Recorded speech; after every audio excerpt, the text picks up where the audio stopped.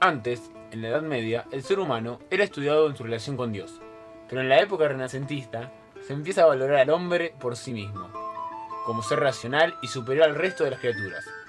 Así comenzó a desarrollarse esta nueva corriente intelectual que llamamos humanismo, en la cual los pensadores deciden revivir la cultura de la antigüedad clásica de Grecia y Roma, porque en estas se ve un modelo de humanidad perfecta por ser considerada una época de gloria y esplendor intelectual. Los pilares de este movimiento fueron los pensamientos de maestros como Vigilio, Aristóteles y sobre todo Platón. Para muchos, el primer humanista de la historia fue Marco Tulio Cicerón, nacido en el año 106 a.C. Fue orador, abogado, político y filósofo. Su vida coincidió con la caída de la República Romana. Tuvo importantes actos en varios eventos políticos importantes de su época y sus escritos son en la actualidad una valiosa fuente de información sobre esos hechos. Hubo varios factores que hicieron posible el desarrollo del humanismo durante el Renacimiento. La invención de la imprenta hacia 1450 jugó un papel primordial en la difusión de las ideas humanistas al hacer posible la reproducción de libros en forma mecánica. Los dueños de las imprentas eran, por lo general, humanistas que convertían frecuentemente sus talleres en centros de reunión, a modo de academias en los cuales se establecían contactos entre autores y eruditos. Se comentaban y se preparaban ediciones de textos clásicos. Frente a los constantes ataques e invasiones al Imperio Romano de Oriente por parte de los turcos, los griegos se refugiaron en Italia, promoviendo la difusión de la cultura, valores y el idioma griego con los textos que llevaron consigo. Los valores y las ideas del humanismo se extendieron también por toda Europa gracias a la adaptación de las universidades medievales a las nuevas realidades.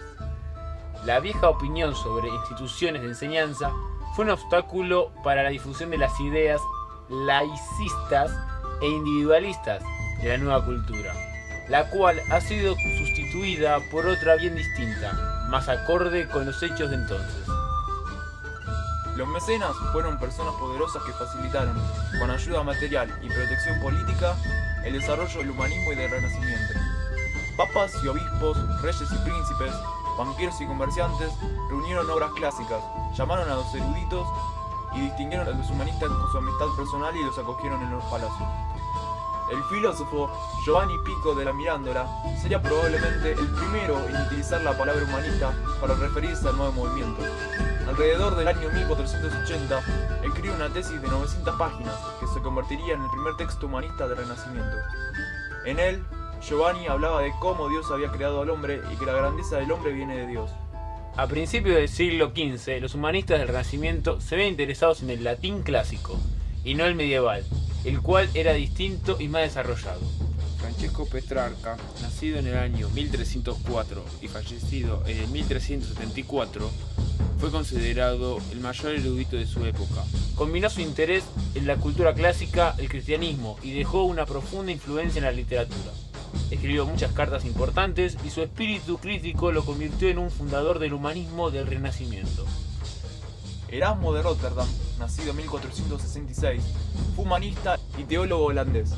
Causó una gran repercusión en el debate entre católicos y protestantes, y creó su propia corriente dentro del humanismo como erasmismo a partir de sus obras.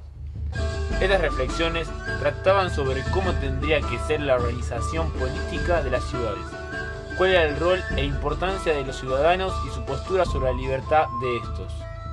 Fue una época muy influenciada por el dinero, donde quien lo poseía era considerado bendecido y poderoso.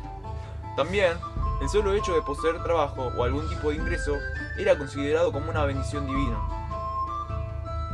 Anteriormente, se veía a la mujer desde un punto de vista principalmente bíblico, y se las despreciaba por su relación con Eva y el pecado original. Más tarde, en la época renacentista, se retomarían algunas culturas clásicas y se compararía a la mujer con las diferentes diosas, sobre todo con Venus, diosa de la belleza, del amor y de la vida. Mientras tanto, nace en 1469 Nicolás Maquiavelo, humanista reconocido en Florencia por sus reflexiones políticas.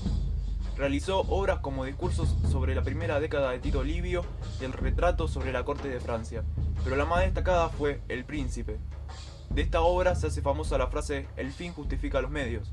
Con esta obra, Maquiavelo pretende guiar a Lorenzo de Medici y darle una idea de cómo unificar Italia. El más reconocido humanista del Renacimiento es probablemente Dante Alighieri, nacido en Florencia en el año 1265. Si bien su padre se había dedicado a las finanzas, él decide inclinarse por el estudio de la ciencia y de las letras. Aprende a la perfección el latín, siendo alumno de Brunetto Latini. En sus obras, el escritor une la doctrina con el arte.